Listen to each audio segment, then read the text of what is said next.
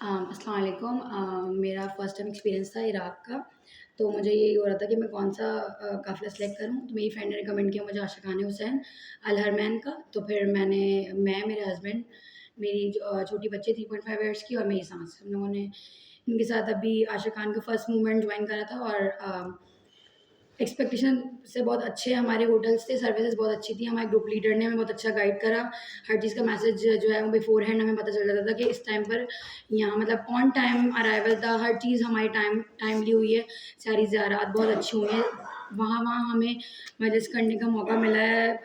सरदाब इमाम हुसैन, सरदाब मौला अब्बास, जहाँ कभी सोचा भी नहीं था कि हम मजलिस करेंगे। सैन फ़ातिमा में मजलिस हुई और मौलाना शहनशाह नकवी ने हर जगह मजलिस पढ़ी।